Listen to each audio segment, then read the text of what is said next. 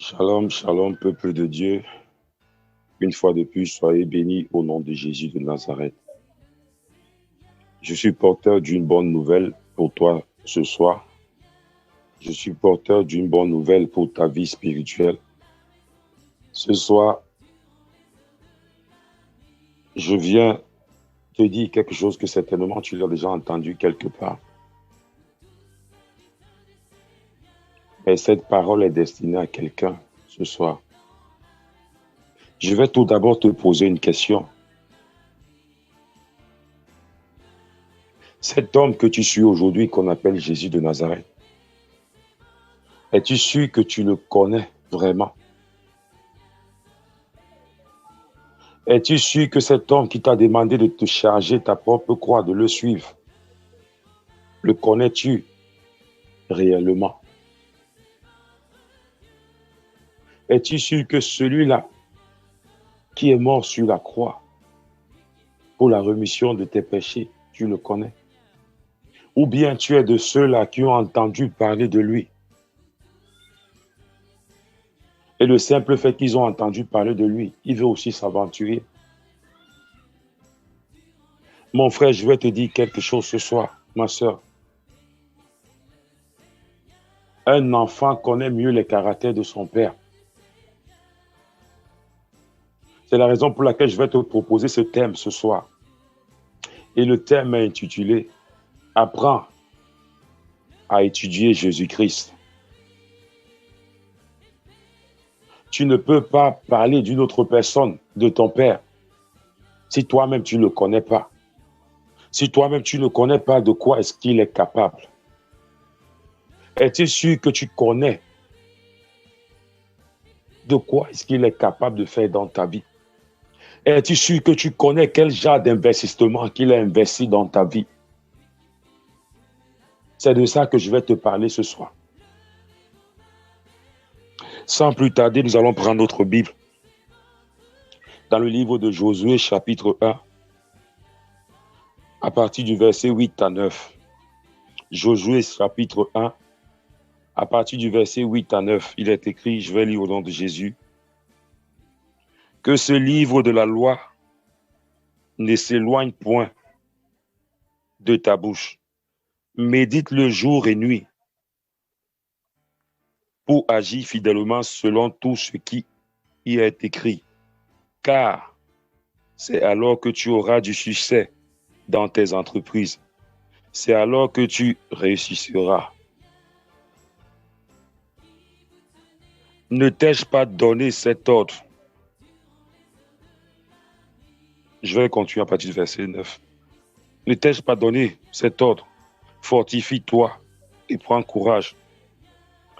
Ne te fais point et ne te pouvante point, car l'Éternel, ton Dieu, est avec toi dans tout ce que tu entreprendras. Amen. Médite-la jour et nuit. J'aimerais que tu soulignes. Médite-la jour et nuit. Le Seigneur ne te demande pas de lire, mais de méditer. De méditer sa parole. Nous allons prendre le deuxième verset qui est dans le livre de Psaume. Psaume chapitre 1, du verset 2 à 3. Psaume chapitre 1, du verset 2 à 3. Je lis au nom de Jésus. Mais qui trouve son plaisir dans la foi de l'Éternel et qui la médite jour et nuit. Il est comme un arbre planté près d'un courant d'eau qui donne son fruit à sa saison et dont le feuillage ne se flétrit point. Tout ce qu'il fait lui réussit. La Bible nous rappelle encore, nous donne encore cette instruction. Médite-la. Médite-la. Médite cette parole. Les chrétiens ont les problèmes. Les chrétiens ont des problèmes aujourd'hui parce que Dieu les a donné son Fils. Et ils ne se sont pas intéressés à son Fils. Ils se sont juste intéressés au miracle qu'il pouvait faire, mais ils ne se sont pas intéressés à la personne qu'il était. Je ne sais pas si je parle à quelqu'un ce soir ou bien quelqu'un m'écoute. Quand Dieu présente sa parole, il ne dit pas lis-la, mais il dit médite-la. Médite-la. C'est une façon d'entrer en profondeur de sa parole. C'est une façon de chercher à comprendre qu'est-ce qui est écrit. Médite-la. Je vais vous parler de l'histoire de la femme qui avait la perte de sang. Cette femme ne s'est pas levée un matin. Elle s'est dit aujourd'hui, je vais aller toucher le vêtement de Jésus. Elle a pris la peine d'étudier Jésus. Elle a pris la peine de connaître le parcours de Jésus. Elle a pris la peine de se renseigner sur la vie de Jésus. Elle a entendu parler que Jésus avait guéri les paralytiques. Elle a entendu parler que Jésus avait guéri l'aveugle. Elle a pris la peine de savoir, après avoir marché, après avoir perdu toute sa fortune parce qu'elle cherchait la guérison. Elle a appris qu'il y avait quelqu'un qui pouvait lui donner cette guérison sans rien demander. Elle s'est renseignée sur Jésus. Elle a pris la peine de connaître qui était Jésus. Quel était le ministère de Jésus? Comment est-ce que le ministère de Jésus a commencé? C'est cette chose qui a donné la ferme assurance que si je touche le vêtement de Jésus, je serai guéri. Si je touche le vêtement de Jésus, cette maladie va partir. Et elle a touché le vêtement de Jésus. La Bible dit qu'elle a touché le vêtement de Jésus. Elle a reçu une guérison instantanée. Bien-aimé, ne viens pas vers le Christ parce que tu as besoin de quelque chose. Tu seras en train de perdre ton temps. Tu ne pourras même pas expérimenter cette chose comme il se doit. Tu ne pourras pas expérimenter cette bénédiction comme il se doit. Et rapproche-toi vers le Christ parce que tu veux apprendre à le connaître davantage. Considère-toi que tu es comme ce vase vide qui a besoin de temps en temps d'être rempli. Rapproche-toi vers le Fils de Dieu parce que tu veux apprendre à le connaître et parce que tu sais ce qu'il est capable de faire dans ta vie. Bien-aimé, je ne te parle pas de quelqu'un que tu ne connais pas. Je te parle de Jésus de Nazareth. Celui-là qui a son trône qui est élevé au-dessus de tous les trônes. Celui-là qui a reçu le nom qui est élevé au-dessus de tous les noms. Je te parle du lion de la tribu de Juda.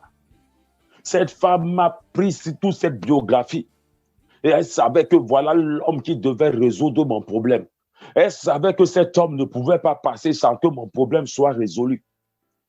Si tu ne prends pas la peine d'apprendre quelque chose, tu ne sauras pas ce que cette chose est capable de faire dans ta vie. Tu ne sauras pas quel impact de ta vie tu peux recevoir. Même quand nous étions encore à l'école, tu ne peux pas aller composer. Tu ne peux pas passer un examen sans toutefois apprendre ce que tes professeurs t'ont donné à l'école. Tous les jours de notre vie, chaque jour quand nous irons à l'église, chaque jour quand nous venons pour des séances de prière, nous venons comme des vases vides qui ont besoin d'être remplis. Et à chaque moment que tu te mets ça dans ta tête, que quand je m'approche vers le Seigneur, je m'approche toujours comme un inconnu, comme quelqu'un qui ne le connaît pas. Seigneur, je veux te connaître. Donne-moi la possibilité de mieux te connaître. Je veux te connaître comme aucune personne ne t'a jamais connu sur cette terre. Et Dieu se laissera trouver. Et Jésus se laissera trouver.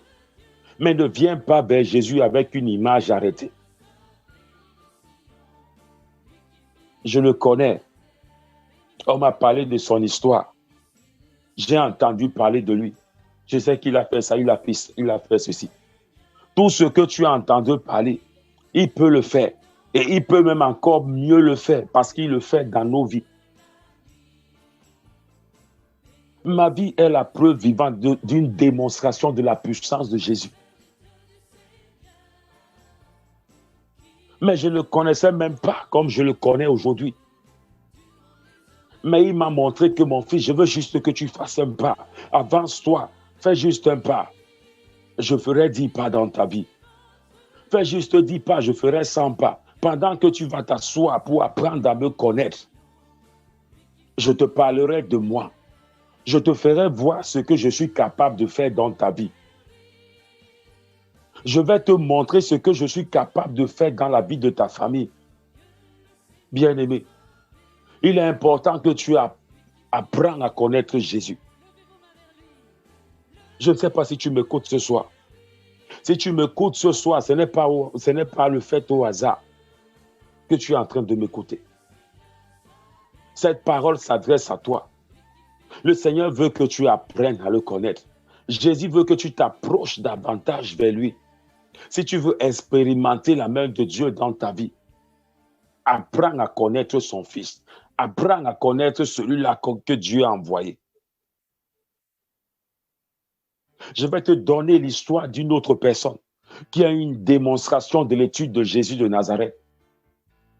Je vais te parler de ce centenier romain qui avait son serviteur qui était malade. Mais il a demandé que des gens aillent appeler Jésus parce que son serviteur était malade. Lui étant un chef, il pouvait passer les ordres à qui il veut.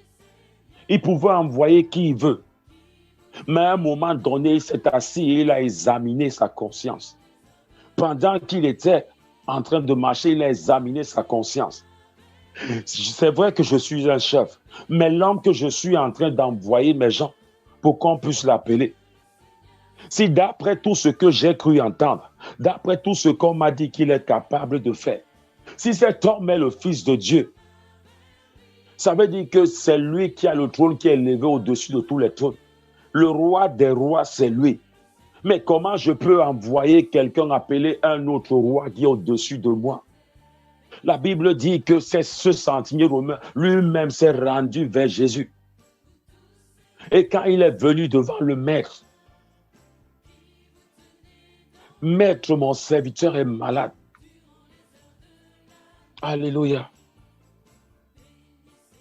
Le simple fait qu'il a reconnu que Christ avait un trône qui était élevé au-dessus de tous les trônes. Cet homme a appris à connaître Jésus. Cet homme a appris à connaître la démonstration de la puissance de Jésus. Il fallait juste que cette puissance se révèle à cet homme.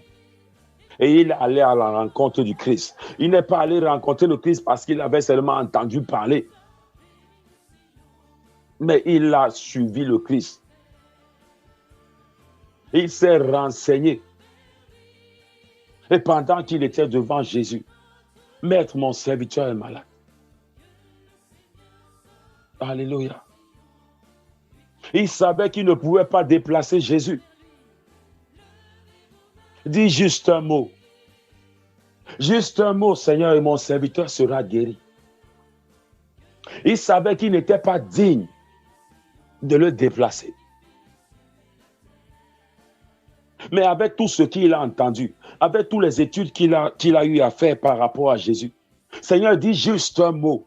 Dis juste un mot et mon serviteur sera guéri. Va, ta foi t'a sauvé. La Bible dit qu'avant que ce centenier n'arrive chez lui, ses serviteurs étaient déjà à sa rencontre pour lui dire, Maître, il s'est déjà levé. Un chrétien. Mais tu ne connais pas ton autorité. Tu ne connais pas l'avantage. Tu ne connais pas ton autorité. Tu ne connais pas l'avantage que tu as. Rapproche Christ.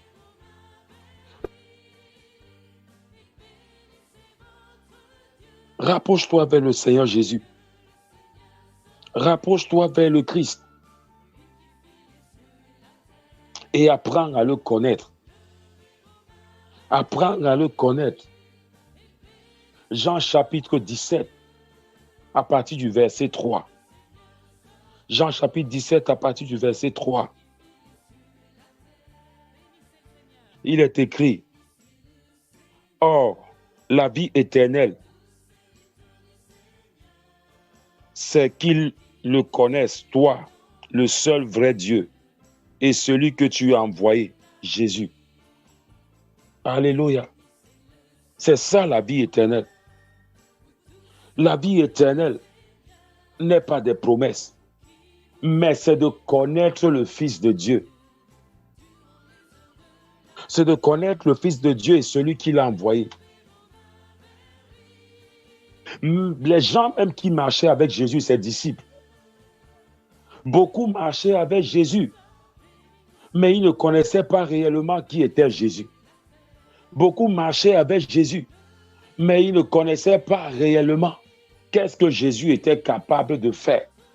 Il est même arrivé, quand ses disciples sont venus lui dire, Maître, les gens racontent partout que tu es un prophète. Jésus les a posé la question à savoir, et vous, et pour vous, qui suis-je? Alléluia. L'Esprit a dirigé Pierre. Tu es le Messie. Tu es le Fils de Dieu. C'est mieux qu'un enfant puisse connaître les caractères de son Père. Même dans ton profond sommeil, même si on te réveille, il faut être en mesure de donner les caractères de ton Père. Et pour vous, je vais vous poser cette question maintenant. Qui suis-je? Et pour vous, qui suis-je? Alléluia. Je te parle de ce Jésus qui a marché sur les eaux. Je te parle de ce Jésus à 12 ans qui a confondu, qui a confondu les docteurs de la loi. Je te parle de ce Jésus qui a guéri des maladies. Je te parle de ce Jésus. À cause de lui, le ciel s'est ouvert, on a entendu une voix. Élisée, le prophète Élisée, dans tous ces miracles écrits, inscrits dans la Bible, Élisée a accompli 16 miracles. Élie a accompli 8 miracles.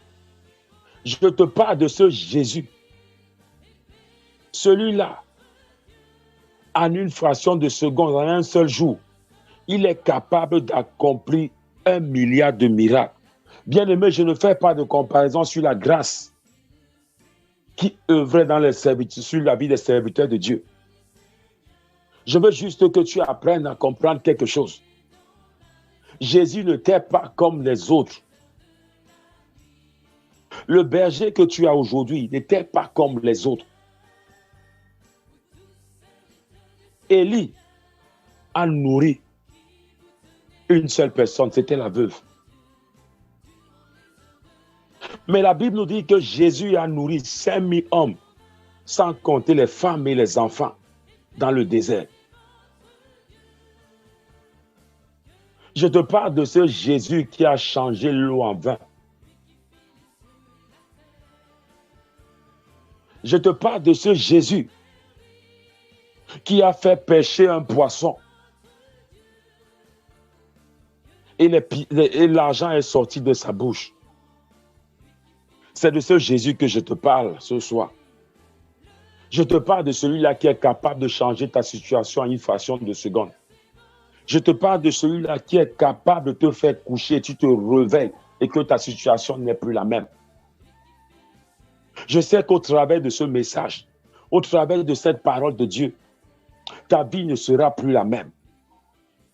Ta vie ne sera plus la même parce que tu sauras quel genre de personne tu as décidé de suivre. Tu sauras quel genre de personne tu as décidé d'accompagner. Tu sauras qui est en toi. Tu sauras qui est celui-là qui a signé ta carte d'identité. Je te parle de ce Jésus qui a fait une pêche miraculeuse. Je déclare qu'il y a une pêche miraculeuse dans ta vie au nom de Jésus de Nazareth. Partout où l'homme avait envoyé la sécheresse, cette même pêche miraculeuse que la Bible nous parle, que cette parole s'accomplit dans ta vie au nom de Jésus. Je déclare que tu expérimentes la pêche miraculeuse dans ta vie à partir d'aujourd'hui au nom de Jésus de Nazareth. Je te parle de celui-là. Je te parle de Jésus de Nazareth. Celui-là qui, en un seul mot, a demandé à Lazare de sortir. Lazare était mort il y a de cela 4 jours. Lazare sentait déjà. Mais regardez ce qui se passe. Parfois dans notre vie, parfois dans nos situations, quand le malheur arrive, quand des moments difficiles arrivent, nous commençons à pleurer. C'est là où nous perdons notre foi. Qu'est-ce qui s'est passé? La Bible dit que quand Marthe et Marie ont vu Jésus, au lieu de commencer à célébrer Jésus, au lieu de commencer à le louer, à le méditer, Seigneur, si tu étais là, Lazare ne serait pas mort. Si tu étais là, Lazare ne serait pas mort. Jésus n'avait pas besoin d'être là. Jésus n'avait pas besoin d'être là pour que Lazare ne meure pas. Ça veut dire que Marthe et Marie ne connaissaient pas parfaitement ce que Jésus est capable de faire. Peut-être ils ont entendu parler d'autres choses. Ils ont entendu parler de la guérison. Ils ont entendu parler des miracles. Mais ramener quelqu'un qui est mort il y a de cela 4 jours. Ils ne connaissaient pas que Jésus était capable de ramener quelqu'un qui est mort pendant 4 jours. Je déclare au nom de Jésus de Nazareth que tout ce que l'ennemi a tué dans ta vie, maintenant parce que tu connais qui est Jésus de Nazareth, maintenant parce que tu connais ce que Jésus est capable de faire dans ta vie, peu importe le nombre d'années que l'homme a tué, je ne sais pas quelle partie de ta vie, je ne sais pas ce que l'homme a tué dans ta vie, mais comme Jésus a ramené Lazare de séjour des morts, je déclare que cette parole s'accomplit également dans tous les projets de ta vie au nom de Jésus de Nazareth. Parfois, la gloire de Dieu tombe dans ta vie, mais tu la refuses.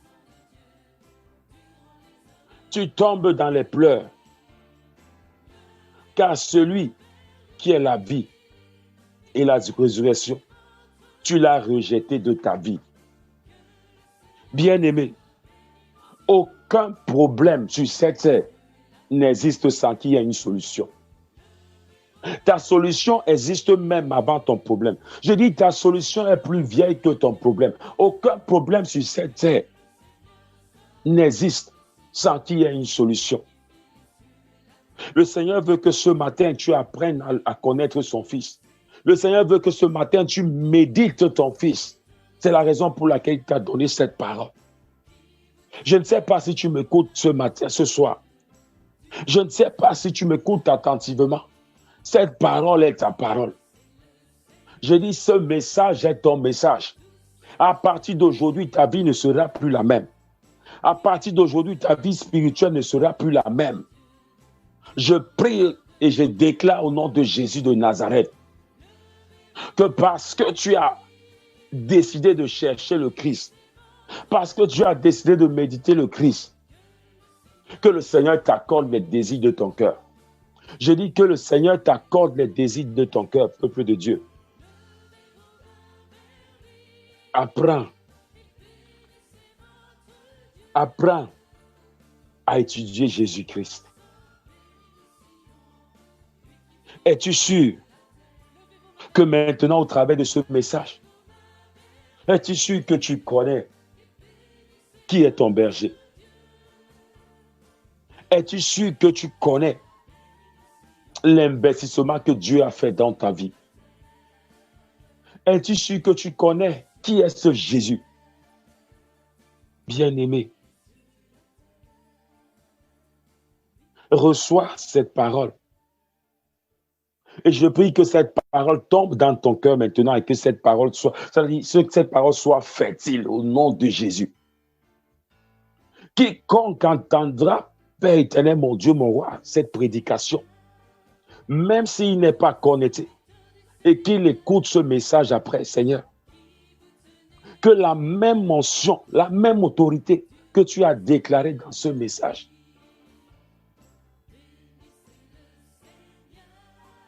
retombe dans leur vie pendant qu'ils seront en train d'écouter ce message. Merci Seigneur parce que tu es Dieu. Merci Papa parce que tu es roi. Reçois la gloire et l'adoration parce que ce soir encore, tu nous as appris que le tout n'est pas seulement d'entendre parler de toi, mais nous devons apprendre à te connaître. Nous devons te méditer, Seigneur. Que la gloire te revienne maintenant de l'éternité en éternité au nom de Jésus. Peuple de Dieu, soyez bénis au nom de Jésus de Nazareth.